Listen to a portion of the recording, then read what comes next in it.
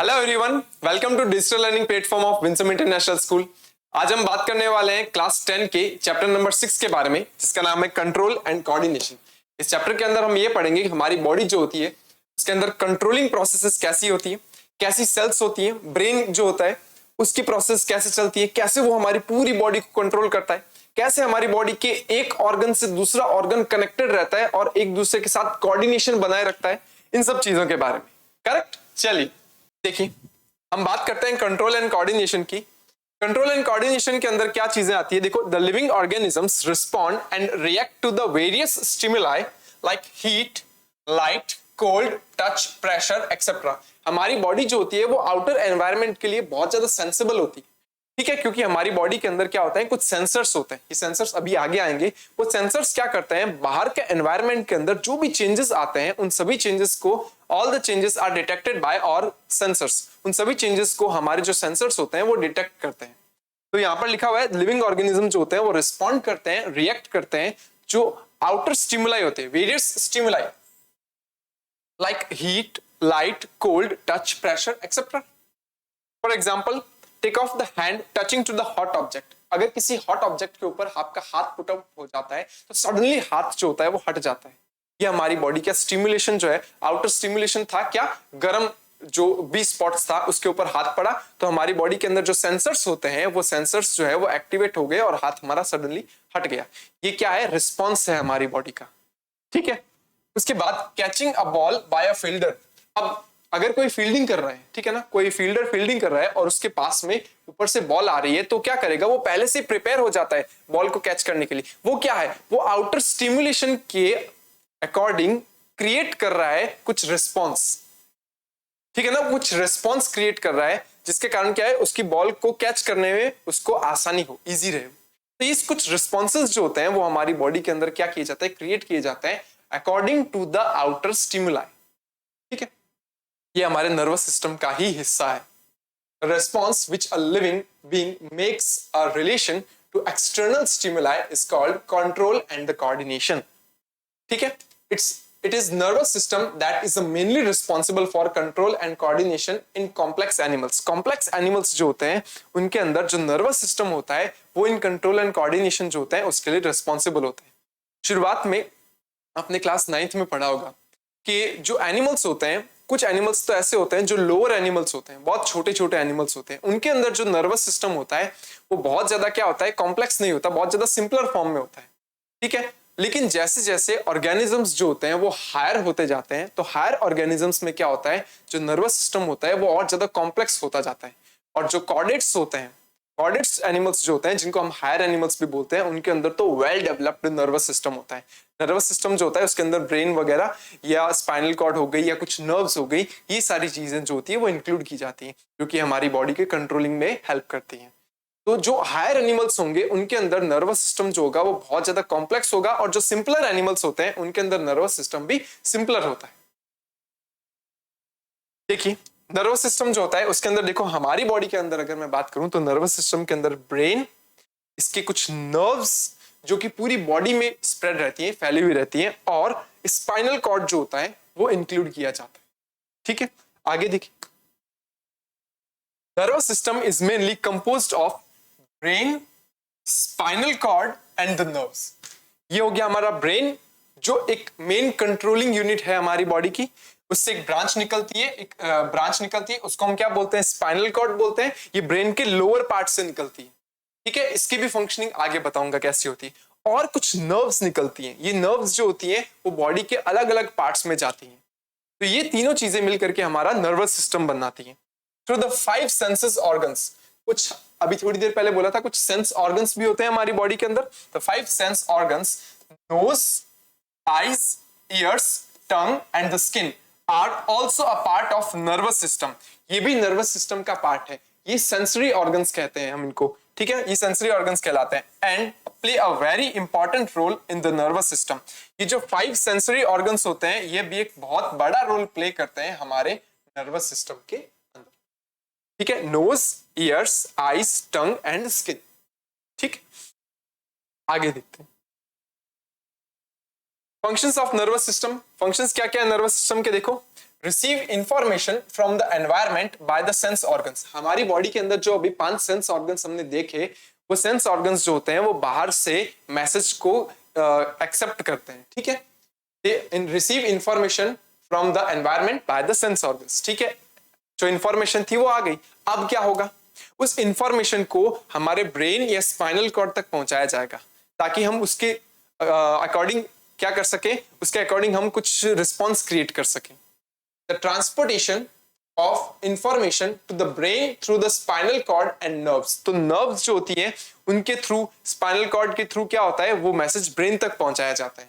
Then after analysing this information, वो information कैसी है, पहले उसको एनालाइज किया जाता है, क्योंकि हम जितनी भी बाहर से जो भी स्टिमुलेशन देखते हैं, वो सारे के सारे स्टिमुलेशन जो होते हैं वो अलग अलग तरह के हो सकते हैं। कुछ स्टिमुलेशंस अच्छे भी हो सकते हैं और कुछ स्टिमुलेशंस जो होते हैं वो हमारी बॉडी के लिए हार्मफुल भी हो सकते हैं। तो हर तरह का स्टिमुलेशन जो हमारी बॉडी रिसीव करती है, उसका इंफॉर्मेशन सबसे पहले ब्रेन और स्पाइनल कॉर्ड तक पहुंचाया जाता है, ताकि उसको एनालाइज किया जा सके कि इट इज आइदर हार्मफुल और बेनिफिशियल फॉर अस, ठीक है ना। बेनिफिशियल मतलब मैं ये कह सकता हूँ कि एक तरीके से नॉट हार्मफुल, जो हार्मफुल नहीं है, ठीक है। फॉर एग्जाम्पल की अगर मैं बात करता हूँ, अगर आपका हाथ जो होता है वो किसी हॉट ऑब्जेक्ट पे पड़ता है तो आपका हाथ सडनली हट जाता है, लेकिन अगर वही हाथ अगर आपका एक सॉफ्ट, बहुत ही ज्यादा सॉफ्ट पिलो के ऊपर पड़ता है तो हटता तो नहीं है। क्यों नहीं हटता, क्योंकि वो पिलो जो है वो आपके लिए हार्मफुल नहीं है, तो आपका हाथ वहीं रहता है। लेकिन उस कंडीशन में भी एक मैसेज जो है वो क्रिएट हुआ बॉडी में और वो ब्रेन तक गया है, लेकिन ब्रेन को ये एनालाइज करने के बाद ये पता लगा कि वो हमारे लिए हार्मफुल नहीं है, तो हमारा हाथ जो है वो वहीं है, एक सॉफ्ट पिलो पर ही है। लेकिन अगर उसकी जगह कोई हॉट ऑब्जेक्ट या कोई छोटा थॉर्न या कांटा होता तो वो सडनली हट जाता।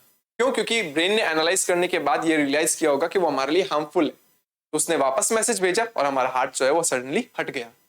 तो then after analysing the information it reacts accordingly to the muscles and glands. तो उसके बाद क्या हुआ, ब्रेन जो होगा वो एनालाइज करने के बाद वापस से मैसेज भेजेगा कहाँ, मसल्स को या ग्लैंड्स को, कि उसके अकॉर्डिंग क्या काम करना है, ठीक है। तो ये नर्वस सिस्टम के फंक्शंस होते हैं। सबसे पहला फंक्शन क्या था, मैसेज को रिसीव करना, किसकी हेल्प से, सेंसरी ऑर्गन्स की हेल्प से। सेकंड, उस मैसेज को ब्रेन और स्पाइनल कॉर्ड तक पहुंचाना, और नंबर थर्ड, उसको एनालाइज करना और उसके अकॉर्डिंग रेस्पॉन्स क्रिएट करना।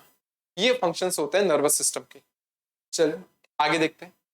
हम बात करेंगे अब रिसेप्टर्स के बारे में। रिसेप्टर्स क्या होते हैं, जो आउटर स्टिमुलेशन को एक्सेप्ट करते हैं।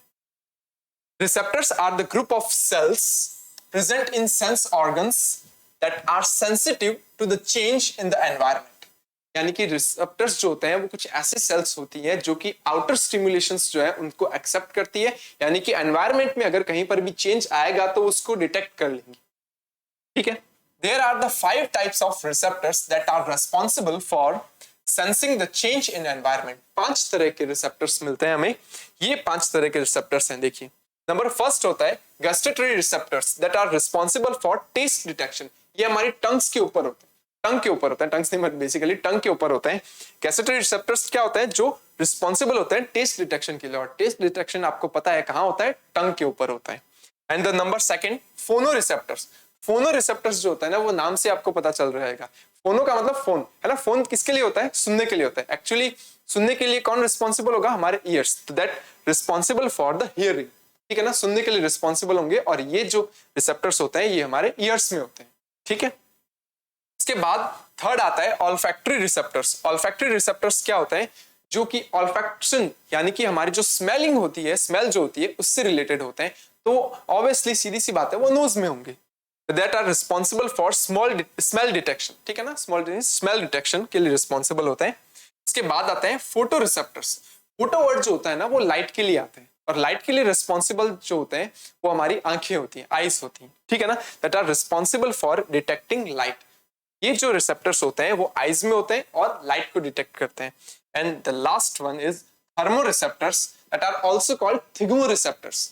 इनको थर्मोरिसेप्टर्स या थिग्मोरिसेप्टर्स भी बोलते हैं। ये हमारी स्किन में होते हैं, और हमारी स्किन के अंदर होने के कारण क्या होता है, ये हमारी बॉडी के अंदर उन चीजों के लिए रिस्पॉन्सिबल होते हैं, जैसे बाहर का टेम्परेचर चेंज हो रहा है, किसी ने टच किया है, ठीक है, उन सब चीजों के लिए रिस्पॉन्सिबल होता है। Responsible for feeling the touch of external stimuli, और जो टेम्परेचर चेंज होता है आउटर एनवायरनमेंट में, कभी सर्दी है कभी गर्मी है, यानी समर एंड विंटर जो होते हैं, वो सब चीजें फील करने के लिए जो रिसेप्टर्स होते हैं वो भी हमारी स्किन के ऊपर ही होते हैं, that are called thermo receptors और थिग्मो रिसेप्टर्स ऑल्सो। थिग्मो मतलब टच के लिए, थर्मो का मतलब टेम्परेचर के लिए।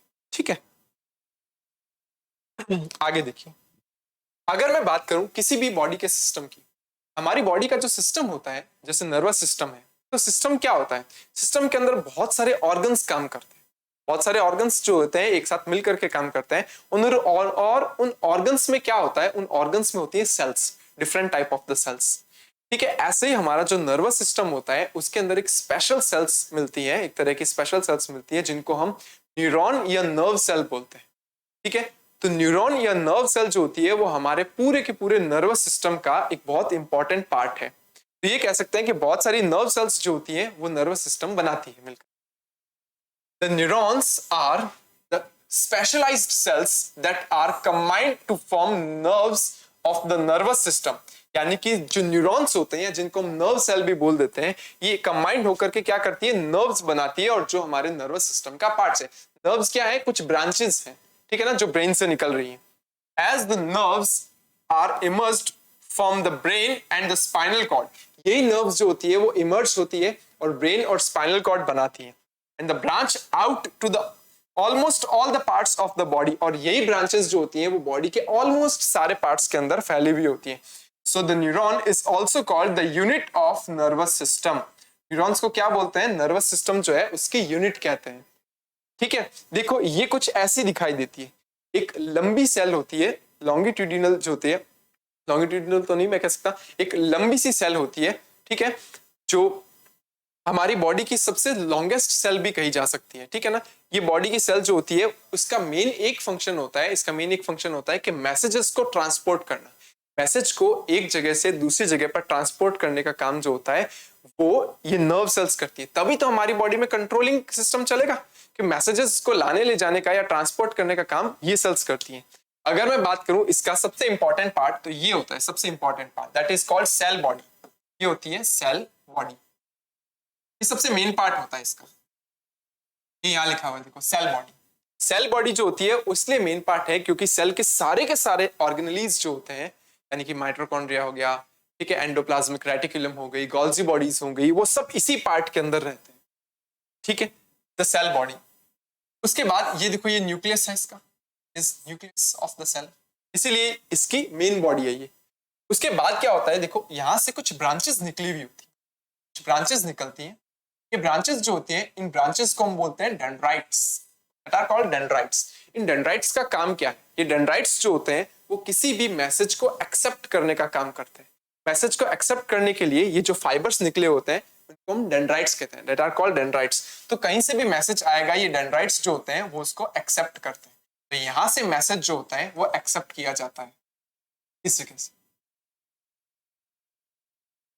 ये मैसेज को एक्सेप्ट करने का काम करते हैं। ये मेन सेल बॉडी है। ठीक है, उसके बाद क्या होता है, इस सेल बॉडी से एक लंबी ब्रांच निकलती है, दिख रही है एक लंबी ब्रांच। ये जो लंबी ब्रांच होती है इसको हम एक्सोन कहते हैं, that branch is called axon. तो जो मैसेज एक्सेप्ट किया है वो मैसेज जो होता है वो सेल बॉडी से होता हुआ यहां इस एक्सोन में भेजा जाता है। देख लो एरो भी इसी तरीके से दिखा रखा है। ये जो मैसेजेस होते हैं ये सेल बॉडी से होते हुए एक्सोन में जाते हैं। एक्सोन एक लंबी ब्रांच है। अब एक चीज और सुनिए, ये जो लंबी ब्रांचेस होती है, इन लंबी ब्रांचेस के ऊपर क्या होती है, इसके ऊपर कुछ सेल्स लगी हुई होती है। कैसे है, मान लो ये एक्सोन है और इसके ऊपर यू ब्रांचेस लगी हुई, ऐसे सराउंड किए हुए उसको, ऐसे लगी हुई। ठीक है, जैसे ये ब्लैक जो है, ये ब्लैक जो पेंसिल है, ये क्या है, एक्सोन है, और इसके ऊपर कुछ सेल्स लगी हुई होती, यू सेल्स लगी होती, और ये सेल्स जो होती है वो उसको कवर किए हुए होती है। तो ये जो कवरिंग होती है, इस कवरिंग को बोलते हैं माइलिन शीट, इसको माइलिन शीट कहते हैं। ठीक है, और इन सेल्स को बोलते हैं Schwann cells. That cells are called Schwann cells and that covering is called myelin sheet. ठीक है, ये माइलिन शीट क्या करती है, माइलिन शीट जो होती है वो ये डिसाइड करती है कि जो मैसेज सेल बॉडी से आ रहा है उस मैसेज को सिर्फ एक पर्टिकुलर डायरेक्शन में भेजा जाए। आप ऐसे भी तो देख सकते हैं ना कि सर यहाँ पर मैसेज जो है वो जा रहा है, अगर इसके पास में कोई दूसरी नर्व सेल हुई तो मैसेज कहीं दूसरी नर्व सेल में नहीं चला जाए, अगर दूसरी नर्व सेल में चला गया तो मैसेज पहुंचाना कहीं और था और पहुंच कहीं और गया। इस कारण से वो ये कंफर्म करती है कि माइलिन शीट जो होती है वो मैसेज को सिर्फ एक ही डायरेक्शन में फ्लो करवाएगी, इधर उधर उस मैसेज को ट्रांसपोर्ट नहीं होने देती। तो ये माइलिन शीट है ये। इन सेल्स के बीच बीच में कहीं कहीं पर छोटी छोटी से कुछ ग्रूव्स भी बने होते हैं। देखो ये ग्रूव्स जो होते हैं that are called node of Ranvier. Ranvier scientist का नाम था जिन्होंने इसको डिस्कवर किया था। तो that are called node of Ranvier, उनको रेनवियर के नोड कहते हैं। ठीक है, जब मैसेज जो होता है वो एंड तक यहाँ पहुंच जाएगा, उसके बाद यहाँ पर नीचे की तरफ जो पोर्शन होता है उसको हम नर्व एंडिंग बोलते हैं। ठीक है, या इसको हम कह दूंगा नर्व सेल की जो एंडिंग होती है ये वो है। यहाँ पर कुछ बटन लाइक स्ट्रक्चर होती है, दिख रही है आपको ये बटन लाइक स्ट्रक्चर जो होती है। ये बटन लाइक स्ट्रक्चर जो होते हैं उसको हम एक्सोन टर्मिनल बोलते हैं, क्योंकि ये एक्सोन का टर्मिनल पार्ट है, इसको हम एक्सोन टर्मिनल कहते हैं। ठीक है, और ये डायरेक्शन ऑफ इंपल्स दिखा रखा है। देखो यहां से मैसेजेस आ रहे हैं, यहां से मैसेज आकर के एक्सोन में जा रहे हैं और एक्सोन से कहां जा रहे हैं, एक्सोन टर्मिनल पे जा रहे हैं। अब एक्सोन टर्मिनल से ये आगे चल करके नई सेल में ट्रांसफर कर दिए जाएंगे। अब मैं इसका तरीका बताता हूं आपको क्या है। ठीक है, पहले मैं आपको एक काम करता हूं, पहले जो है वो अपने इसकी डिटेल देख लेते हैं, फिर इसकी फंक्शनिंग देखेंगे। ठीक है, ये नर्व सेल है, इतना आपको समझ में आ गया होगा। मेन सेल बॉडी है, उससे निकलने वाली ब्रांच जो है वो एक्सोन है। एक्सोन जो होते हैं जहां पर वो एंड होती है उसको हम एक्सोन टर्मिनल कहते हैं। एक्सोन टर्मिनल जो होते हैं वो मैसेज को नेक्स्ट सेल में पहुंचाने का काम करते हैं। ठीक है, और डेंड्राइट्स जो होते हैं वो कुछ ऐसे स्मॉल फाइबर्स होते हैं जो मैसेज को एक्सेप्ट करते हैं। देखो कैसे, पता है आपको, ये एक सेल है, यहां से मैसेज एक्सेप्ट किया जाएगा, इस डायरेक्शन में एक्सोन में उस मैसेज को आगे ट्रांसपोर्ट किया जाएगा, और यहां से जो नर्व एंडिंग्स हैं, यहां से देखो दूसरी सेल के डेंड्राइट्स जो है वो अटैच्ड है। तो यहां से जो मैसेज होता है वो नेक्स्ट सेल के डेंड्राइट में ट्रांसफर कर दिया जाता है, और फिर यहां से मैसेज एक्सेप्ट करके आगे की तरफ जाता है। ये मैसेजेस बहुत ज्यादा फास्टली ट्रांसफर किए जाते हैं। आपको होता है इतने ज्यादा फास्ट होते हैं कि हम सोचे उससे पहले ये काम पूरा हो जाता है। और ये जो मैसेजेस होते हैं वो इलेक्ट्रिकल इंपल्स के फॉर्म में जनरेट किए जाते हैं। इलेक्ट्रिकल इंपल्स जो होते हैं वो मैं कह सकता हूं कि स्मॉल अमाउंट में इलेक्ट्रिसिटी कह दूं मैं, ठीक है ना, इलेक्ट्रिकल इंपल्स के फॉर्म में जनरेट किए जाते हैं। इस कारण से ये बहुत ज्यादा फास्ट होते हैं। और आइडिया अगर आपको एक बात बताऊं कि इनकी जो स्पीड होती है वो 100 मीटर पर सेकेंड होती है। 100 मीटर पर सेकेंड, इतना फास्ट होता है इनका ट्रांसपोर्टेशन। अब मैं इसके बारे में थोड़ा सा आपको आइडिया दे देता हूं। देखिए, neuron consist the following parts. Neurons जो होते हैं उसके कई सारे पार्ट्स होते हैं, ये सारे पार्ट्स हैं। देखिए, number first, cell body. This is the main part, has all of the necessary components of the cells such as the nucleus. देखो मैंने कहा था न्यूक्लियस है इसके अंदर, endoplasmic reticulum, ribosomes and the mitochondria. यानी कि सेल के अंदर जितने भी सेल ऑर्गेनेल्स होते हैं वो इस सेल बॉडी के अंदर ही रहते हैं, इसीलिए ये सेल का मेन पार्ट है। If the cell body dies the neuron dies. अगर सेल बॉडी अगर मर जाती है, अगर वो डेड हो जाती है तो न्यूरॉन डेड हो जाएगा, यानी सेल डेड हो जाएगी। ठीक है, एक्सोन क्या होता है सुनिए, वो branch, it is a long cable like projection of the cell along the length of the cell. यानी कि ये क्या करता है, एक केबल लाइक प्रोजेक्शन होती है जो सेल से अराइज होती है, सेल से निकलती है। It ends in the several hair-like structures that are called axon terminals. ये आगे चल करके कुछ छोटी छोटी स्ट्रक्चर के अंदर एंड होती है, that are called axon terminals. The axon endings भी बोल सकते हैं उसको। ठीक है, the axon terminals relay the nerve impulses. nerve impulses का मतलब जो मैसेजेस आ रहे हैं उनको वो आगे भेजने का या आगे ट्रांसफर करने का काम करेंगे, उसके लिए वर्ड आता है रिले। ठीक है, डेंड्राइट्स क्या होते हैं, देखिए dendrites, these small branches like projections of the cell make connections to the other neurons and the receive nerve impulses. Dendrites जो होते हैं वो small branch like projections होते हैं, that are dendrites. small branch like projections of the cell make connection to the other neurons, और यहां से क्या होता है दूसरे न्यूरॉन्स भी कनेक्टेड रहते हैं। देखो, ठीक है, and they receive nerve impulses. इनका काम होता है वो जो मैसेजेस या नर्व इंपल्स जिनको हम बोलते हैं, ठीक है, उनको एक्सेप्ट करना। उसके बाद लास्ट आते हैं synapse, the point of the contact between the terminal branches of the axon of the neuron with the dendrite of different neuron is called synapse. यानी कि यहां पर क्या होता है, नीचे की तरफ, यहां पर ज्यादा सही तरीके से पता चलेगा, यहां पर क्या होता है, ये नर्व एंडिंग्स होती है। एक तरीके से नर्व एंडिंग्स नहीं बोल करके अगर मैं एक सिंगल सेल के बारे में बात कर रहा हूं तो मैं एक्सॉन टर्मिनल बोलता हूं, ज्यादा सही है। यहां पर क्या होता है, छोटा सा कुछ स्पेस होता है, जैसे इस जगह पर ये जो नर्व जो एक्सॉन टर्मिनल है, इस एक्सॉन टर्मिनल और नए नए जो सेल है, नया जो भी न्यूरॉन है, उसके बीच में थोड़ा सा गैप होता है, थोड़ा सा गैप होता है। उस गैप को हम साइनेप्स बोलते हैं। उस गैप का सिग्निफिकेंस क्या है मैं आपको बताता हूं, अभी 2 मिनट में आपको बताता हूं क्या सिग्निफिकेंस क्या है। कुछ केमिकल रिलीज होते हैं जो कि मैसेज को एक सेल से दूसरे सेल में लेके जाते हैं। तो वो एक्सोन वाली जो एक्सोन से जो केमिकल रिलीज होते हैं या सेल के जो एंडिंग से जो केमिकल रिलीज होते हैं वो नेक्स्ट सेल में उस छोटी सी साइट के थ्रू पहुंचते हैं। फॉर एग्जांपल देखिए, ये वर्किंग ऑफ न्यूरॉन हो गया। अब मैं आपको क्या करता हूं, एक बार इसके फंक्शनिंग समझाता हूं। मैं न्यूरॉन बताता हूं आपको।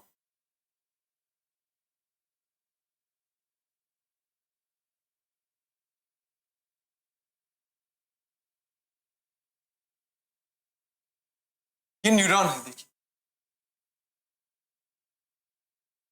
ये न्यूरॉन है और यहां ये नर्व एंडिंग्स या मैं कह दूं एक्सोन एंडिंग्स, ठीक है ना, एक्सोन की एंडिंग। ये इसके ऊपर क्या है, श्वान सेल्स हैं जो माइलिन शीट फॉर्मेशन कर रही। श्वान सेल्स ये इनका न्यूक्लियस।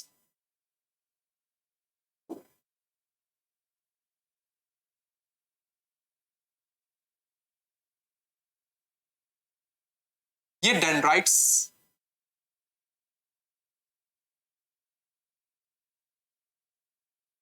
ये डेंड्राइट्स। अब यहां क्या होगा, मैसेजेस जो होते हैं वो एक्सेप्ट किए जाते हैं। अब मैं आपको बताता हूं, देखो इस जगह पर मैसेज एक्सेप्ट किए जाते हैं, ठीक है। मैसेज एक्सेप्ट करने के बाद में ये मैसेज जो होंगे वो इस एक्सोन से होकर के आगे ट्रांसफर किए जाएंगे। जब मैसेज इस जगह पर पहुंचेगा, कहां पहुंचेगा, तो पता है क्या होता है, इसको हम एक्सोन टर्मिनल बोलते हैं। इस जगह पर कुछ छोटी छोटी वेसाइकल्स होती है, छोटे छोटे पॉकेट लाइक स्ट्रक्चर्स होती है जिनको हम वेसाइकल्स बोलते हैं। इनके अंदर केमिकल भरे होते हैं। उस केमिकल को हम बोलते हैं न्यूरोट्रांसमीटर। उस केमिकल को बोलते हैं न्यूरोट्रांसमीटर। ये केमिकल है इसके अंदर, इस केमिकल को हम बोलते हैं न्यूरोट्रांसमीटर। ये न्यूरोट्रांसमीटर्स होते हैं, ठीक है। कि वेसाइकल्स होती है, वेसाइकल्स के अंदर एक केमिकल होता है, उस केमिकल को हम न्यूरोट्रांसमीटर कहते हैं। यहां पर क्या होगा, यहां पर किसी दूसरी सेल के डेंड्राइट्स जो होंगे वो अटैच होंगे। कोई दूसरी सेल है, अदर सेल है और ये उसके डेंड्राइट्स ये अटैच है, ठीक है। अब क्या होगा, आपको कुछ थोड़ा सा स्पेस दिखाई दे रहा है, एक सेल और दूसरी सेल के बीच में थोड़ा सा स्पेस है। That space is called synapse, ठीक है। उस स्पेस को साइनेप्स बोलते हैं। अब क्या होगा, जब मैसेज यहां पहुंच जाएगा तब ये जो छोटी छोटी वेसाइकल्स होती हैं ये बस्ट हो जाती है। जब वेसाइकल्स बस्ट हो जाती हैं तो इनके अंदर के जो केमिकल होते हैं जिनको हम न्यूरोट्रांसमीटर केमिकल्स बोलते हैं ये बाहर रिलीज किए जाते हैं। इसको मैं थोड़ा सा, इस वाले पोर्शन को मैं थोड़ा सा जूम करके दिखाता हूं आपको। देखो ये एक्सोन टर्मिनल, ठीक है। यहां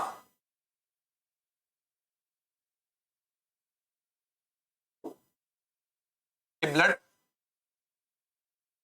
ये कुछ वेसाइकल्स हैं, इन वेसाइकल्स के अंदर न्यूरोट्रांसमीटर जो है भरे, और इस जगह पर आगे की तरफ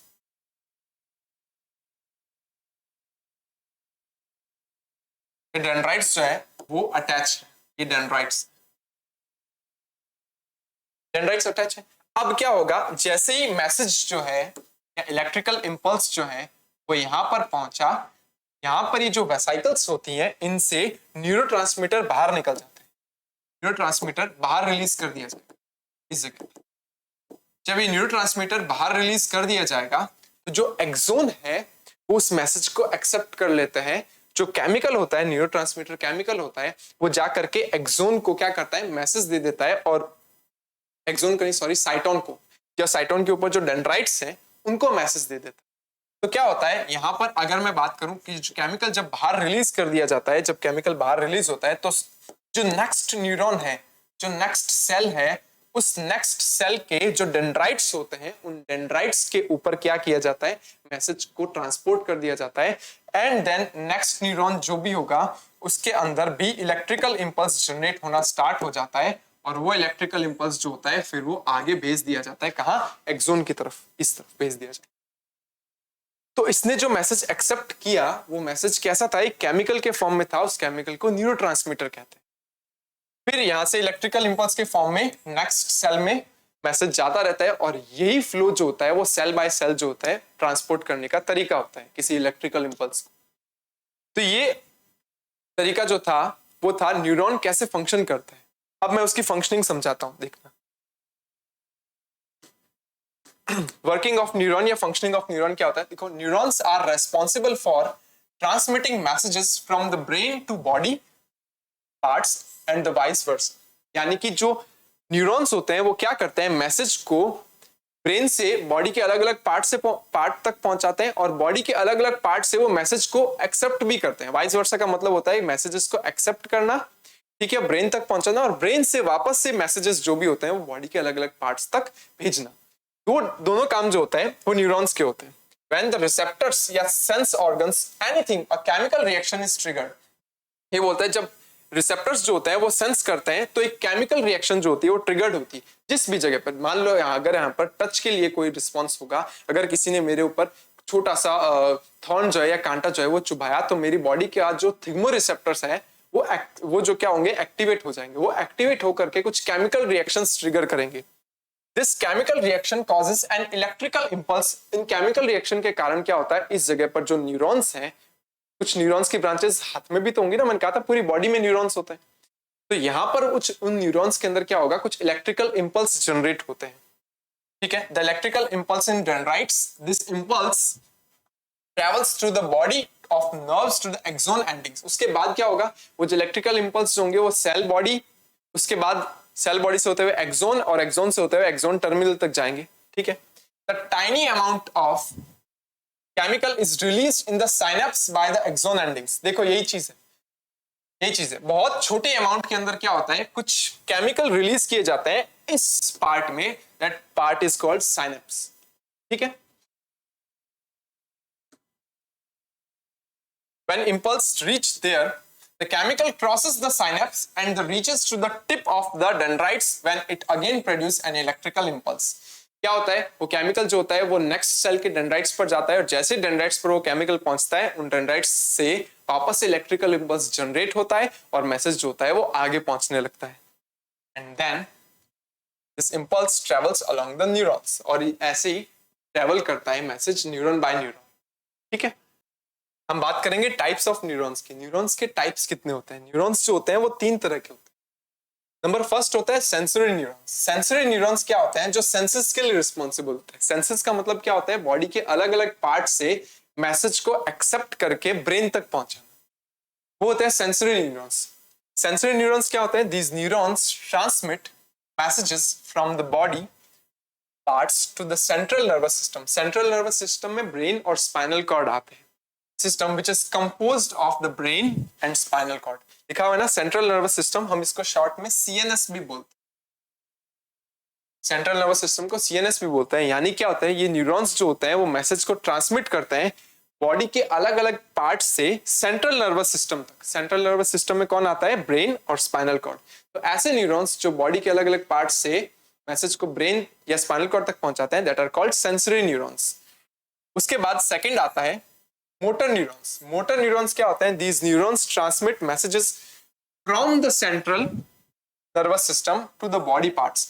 यानी क्या होता है, जब ब्रेन किसी मैसेज को या किसी इलेक्ट्रिकल इंपल्स को एनालाइज करेगा तो वो डिफरेंट बॉडी पार्ट्स तक या जो भी अफेक्टेड बॉडी पार्ट है उसको वापस मैसेज भी सेंड करेगा, ठीक है। तो वो न्यूरॉन्स जो होते हैं, ऐसे न्यूरॉन्स जो कि ब्रेन से बॉडी के डिफरेंट पार्ट्स तक मैसेजेस को लेकर के जाते हैं, उन न्यूरॉन्स को हम बोलते हैं मोटर न्यूरॉन्स। फॉर एग्जांपल अपने देखते हैं ना कि अगर हम किसी हाईवे से जा रहे हैं, ना, तो हमारे जाने के लिए रास्ता दूसरा होता है और जब हम वापस आते हैं तो आने के लिए रास्ता दूसरा होता है।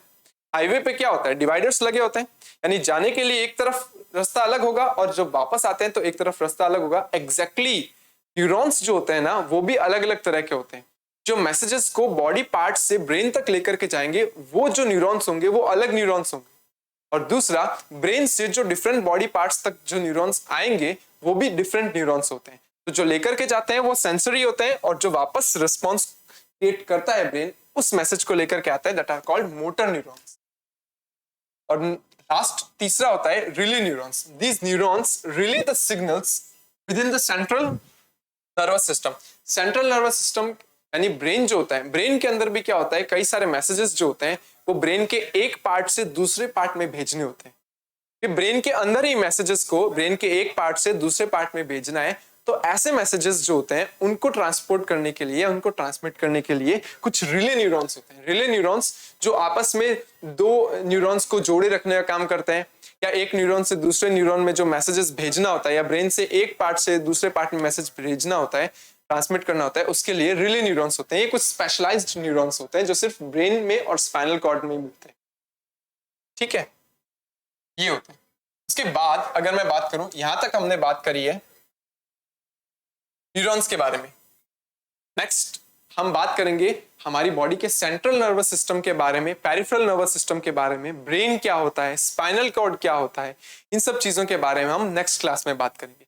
आज जो हमने सीखा वो हमने ये सीखा कि जो हमारी बॉडी का कंट्रोल और जो कोऑर्डिनेशन होता है उसके लिए जो रिस्पॉन्सिबल चीजें होती है वो कौन कौन सी होती है। कुछ रिसेप्टर्स होते हैं, ठीक है, ब्रेन है, स्पाइनल कॉर्ड होता है, उसके अलावा जो उनकी जो बेसिक यूनिट है नर्वस सिस्टम की, जिसको हम बोलते हैं कि न्यूरॉन या नर्व सेल जिसको हम कहते हैं, उसकी स्ट्रक्चर कैसी होती है, वो फंक्शनिंग कैसे करती है, वो कैसे मैसेजेस को एक जगह से दूसरी जगह ट्रांसपोर्ट करती है, ये सारी चीजें। आपको इन सभी चीजों से रिलेटेड या किसी भी चीज से रिलेटेड अगर कोई भी डाउट होता है तो आप कमेंट सेक्शन में लिख सकते हैं। ठीक है, नेक्स्ट सेशन में हम इसके आगे और बात करेंगे। Keep learning and keep growing with Winsome International school. Thank you.